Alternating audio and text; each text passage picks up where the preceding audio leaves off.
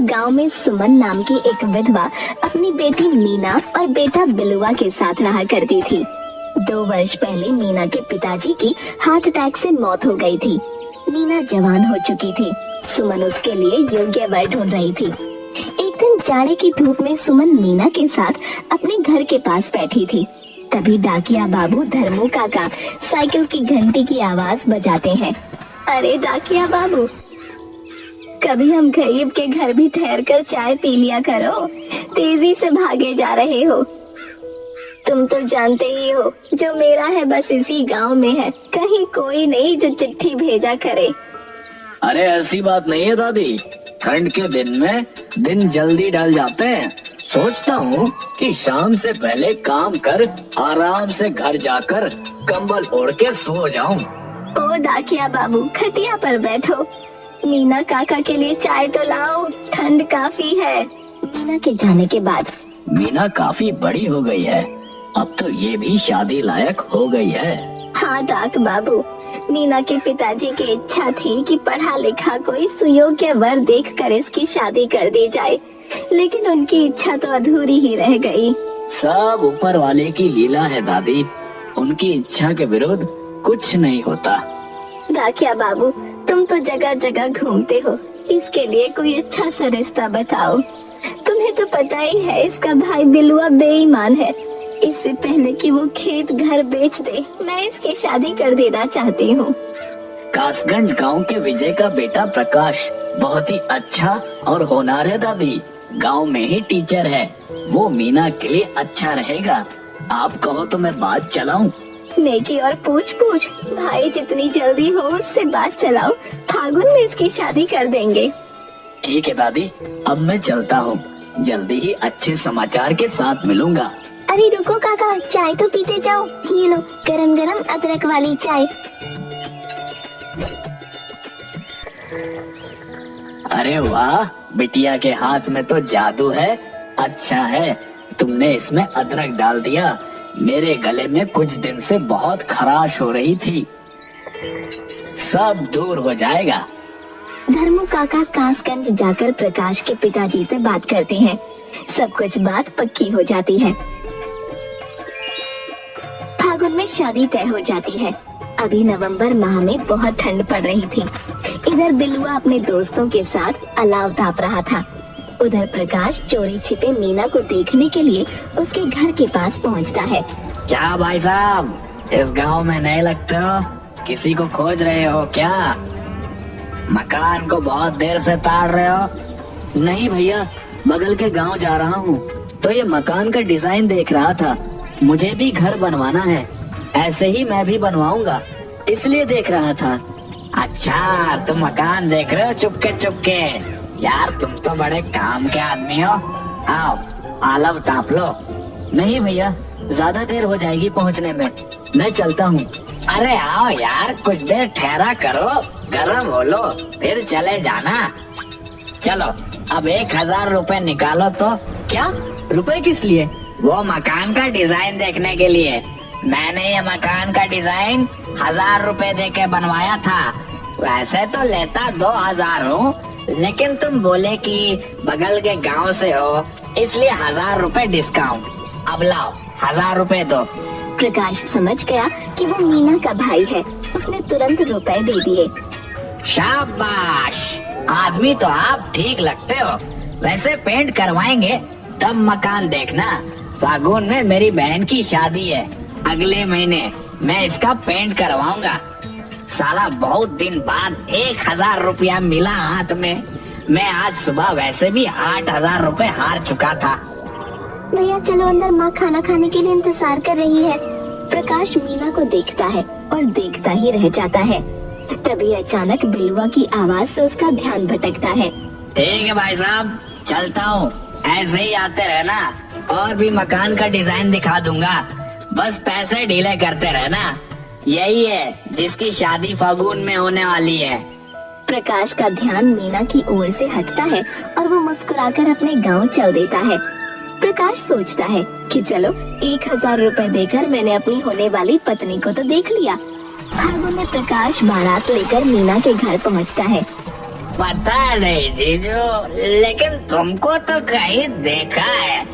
देखा तो है पर पता नहीं कहाँ देखा है। अगर आप 1000 रुपए देंगे तो मैं तुरंत बताता हूँ, वरना सोचते रहिए पेट में दर्द हो जाएगा। क्या सोच रहे हो साले साहब, ये ऑफर अभी तक ही है। मान गए जीजू, तुम भी बड़े कमीने हो। ये लो 1000 और जल्दी बताओ। हम 2 महीने पहले यहीं पर ही मिले थे, जब तुमने मुझसे अपने घर के डिजाइन को देखने का 1000 रुपया ले लिया था। ओहो, तो ये बात है। जीजू तुम मकान देखने नहीं, मीना को देखने आए थे। अगर ये बात पहले पता होती तो तुमसे 5000 ले लेता। चलो, माँ ने तुम्हें गिफ्ट में 2 लाख रुपए दिए हैं ना, उसमें से साले का 10% कमीशन 20,000 रुपए जल्दी से देकर आगे का कर्म स्टार्ट करो। बलुआ, तुम्हें शर्म नहीं आती मेहमान से पैसा मांगते हुए? शर्म कैसी? जीजू अब हमारे फैमिली मेंबर बन गए हैं। अब हमारी इज्जत इनकी इज्जत बन चुकी है। हमसे मेरे दोस्त दारू पार्टी मांग रहे हैं। मेरी इज्जत दांव पर लगी है। उसके लिए जीजू इतना भी नहीं कर सकते क्या? प्रकाश 20,000 रुपए देकर बिलुआ से किसी तरह पीछा छुड़ाता है। संयोग से कुछ दिन बाद प्रकाश का ट्रांसफर हो जाता है। रविवार के दिन डाकिया धर्मू काका प्रकाश के घर पहुंचते हैं। मीना बेटी, अरे ओ मीना बेटी। अरे आइए आइए डाकिया चाचा, कैसे हैं? बहुत दिन बाद इधर आए। रविवार छुट्टी के दिन भी काम कर रहे। इतनी भीषण गर्मी में क्यों बाहर निकलते हो चाचा? अरे बेटा, काम तो काम है, उसको करना ही पड़ेगा। कल थोड़ी तबीयत अच्छी नहीं लग रही थी, इसलिए कल वाली छुट्टी आज बांट रहा हूँ। कर्तव्य निभाना तो कोई आपसे सीखे चाचा। पर एक शिकायत है चाचा आपसे। पहले आप आते थे तो दूर से ही प्रकाश प्रकाश चिल्लाते थे, और अब शादी के बाद मीना मीना पुकारते हैं। बेटा, घर असल में गृहिणी का ही होता है, और मीना बेटी को तो मैं बचपन से ही देख रहा हूँ। ओह, मुझे तो मालूम ही नहीं था कि मेरा घर अब मीना का घर बन चुका है। लो, मीना भी आ गई। प्रणाम धर्मू काका, कैसे हैं? मेरे घर का हाल चाल बता दीजिए, बहुत दिन से वहाँ का समाचार नहीं मिला। घर का हाल तो बहुत बुरा है बेटी, अब मैं क्या कहूँ। बिलवा की आदत तो तुमसे छिपी तो नहीं है। रोज दारू पीकर जुए में हार कर आता है और सुमन दादी से झगड़ा करते रहता है। काका, यही सब देखकर तो मैंने कई बार उनसे कहा कि तुम यहाँ आ जाओ, लेकिन उसका पुत्र मुँह और बेटी के यहाँ जाकर नहीं रहने का सिद्धांत, उन्होंने मेरी बात नहीं मानी। रो मत बेटी, अब तुम्हें मैं एक अच्छी खबर सुनाता हूँ। प्रकाश का ट्रांसफर तुम्हारे ही गांव के मध्य विद्यालय में हो गया है। अब तुम वहाँ रहकर कम से कम माँ को देख रेख कर सकती हो। सच काका? भगवान तेरा लाख लाख शुक्रिया। चलिए, ये भी अच्छा ही हुआ। मेरे घर में यहाँ पर भैया और भाभी तो है ही, माँ पापा की सेवा करने के लिए। इसकी माँ की ही चिंता मुझे हमेशा लगी रहती थी। एक सप्ताह बाद प्रकाश सीतापुर गांव के मध्य विद्यालय का प्रभारी पद संभाल लेता है और वहीं पर एक क्वार्टर लेकर रहने लगता है। मीना बराबर अपने मायके आती जाती रहती है। एक दिन छुट्टी के दिन प्रकाश और मीना सुमन के घर पर खाने को आए हुए थे। तभी बाहर से सरपंच की आवाज आती है। सुमन भाभी, अरे ओ सुमन भाभी, जरा बाहर तो आना। क्या बात है सरपंच जी, आज हम गरीबों की कुटिया का रास्ता कैसे भूल गए? अरे भूलना, याद आना, नया पुराना, यह सब तो होता रहता है। अब देखो, कल तक तुम्हारे दोनों बच्चे छोटे थे, लेकिन आज दोनों बड़े हो गए हैं। हाँ भैया, वो तो है। मीना भी आई हुई है। हाँ, मालूम हुआ कि मेहमान का ट्रांसफर हमारे गांव के मध्य विद्यालय में हुआ। चलो अब आपके लिए तो अच्छा ही हुआ, नहीं तो ये घर छोड़कर कहाँ जाती। कम से कम गांव में आपको मीना का क्वार्टर में एक ठिकाना तो मिला। ठिकाना मतलब? मैं कुछ समझी नहीं। देखो दादी, बिलवा इस मकान पर जुआ खेलने के लिए कर्ज पे कर्ज लेता गया। अब इस मकान की कीमत से ज्यादा कर्ज वो उठा चुका है। मैं ज्यादा दिन तक बर्दाश्त नहीं कर सकता। अब तुम्हें ये मकान खाली करना पड़ेगा। ऐसे कैसे खाली करना पड़ेगा सरपंच जी? आप तो जानते ही हैं कि बोलने से नहीं कागज से सब चीजें होती हैं। पहली बात तो ये है कि ये मकान माँ के नाम पर है, यानी सुमन देवी के नाम पर है। जब तक ये सिग्नेचर नहीं कर देती, आप कैसे इस पर दावा कर सकते हैं? दूसरी बात तो ये है कि बिलवा ने जितने भी पैसे लिए हैं उसके अपने कागज पर या स्टैम्प पेपर पर लिखवाए हैं। अगर वो है तो आप कोर्ट में पेश कीजिए। देखिए मास्टर साहब, आप यहाँ के मेहमान हैं। आप इस गांव के मामले में दखल मत दीजिए, ये आपकी सेहत के लिए ठीक नहीं होगा। प्रकाश स्कूल से लौट रहा था, तभी चतुर सिंह के गुंडों ने उसे धमकाया। तुम्हें कागज दिखाने का बड़ा शौक है? ये सीतापुर है, यहाँ अगर ठीक से रहना है तो यहाँ के राजनीति से दूर रहो। गुंडों के जाने के बाद प्रकाश पुलिस स्टेशन पहुंचता है। इंस्पेक्टर साहब, मुझे रिपोर्ट लिखवानी है। चतुर सिंह के गुंडों ने मुझे धमकाया है। देखो मास्टर साहब, आप इस गांव में नए हो। जहाँ तक मुझे जानकारी है, सरपंच चतुर सिंह गांव के एक प्रतिष्ठित व्यक्ति है। आपको जरूर कोई गलतफहमी हुई है। घर जाइए और आराम कीजिए। प्रकाश जब थाने से निकलता है तो इंस्पेक्टर तुरंत चतुर सिंह को फोन लगा देता है।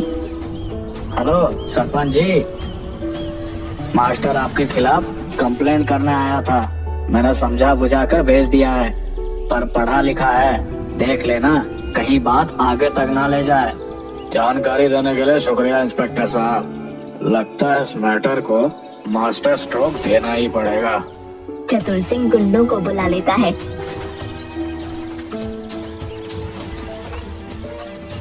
गुंडे रास्ते में प्रकाश को घेर लेते हैं। ये ले,